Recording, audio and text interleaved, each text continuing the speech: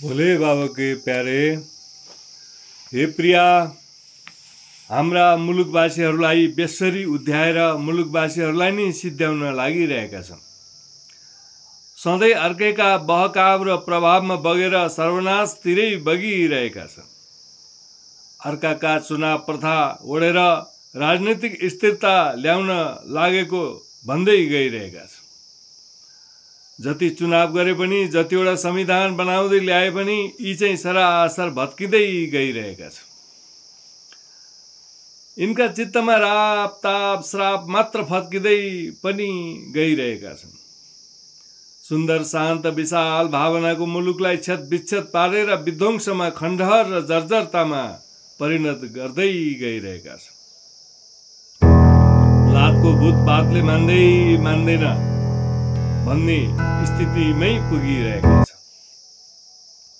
नकचरा अवसरवादी र छद्मवेशीहरूलाई मात्र सत्तामा पुर्याइरहेका छन्। कठपुतली सरकारलाई एनाकोन्डा नै बनाउन खोजिरहेका छन्। भित्रभित्र ठुलो कसरत हुँदै गइरहेका छन्। महाशक्ति राष्ट्रकै पिछलग्गु नै हुन पो खोजिरहेका छन्, रोजिरहेका छन्। स्वतन्त्र अखण्ड स्वाधीन राष्ट्रको अस्तित्व नै मेटाउन लागिरहेका छन्। यी बडो बुज्रुक पल्टिरहेका छन्।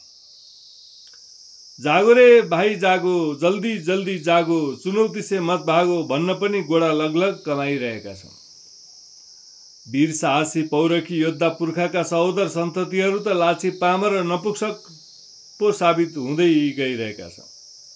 हे दैव शिव, हरे उसरट्ठामा आफ्नै मुलुकमा यो कस्तो कस्तो दुर्दशा र घोर अनर्थ मात्र देख्दै जानु पर्यो। अहिले घोर अमानवीय कुकृत्य, कुरीति, कुप्रथा ज्यादती मात्र फैलाइरहेछन्। जहिले मुलुकभरि छरिएर बसेका जनताहरू ओइलाइरहेछन्। उनका जिन्दगी सधैँ नै मैले थैले, जुन जोगी आए पनि कानै चिरेको। सापेक्ष र निरपेक्षको नारा घन्काउन चाहिँ अघि सारेका छन् यिनले, बडे मानको ठुलै गैले। आफ्नो राष्ट्र एक धर्म सहिष्णु जनतन्त्रात्मक हिन्दू अधिराज्य हो भन्नलाई अडिग हुन्छन् यी अब कहिले।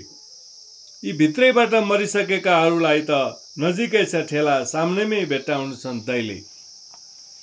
वित्पात बुद्धिले उत्पात गर्दै सर्वनाशतिरै बगिरहेका छन् जहिले। धन्यवाद परम प्रिय मित्रहरू।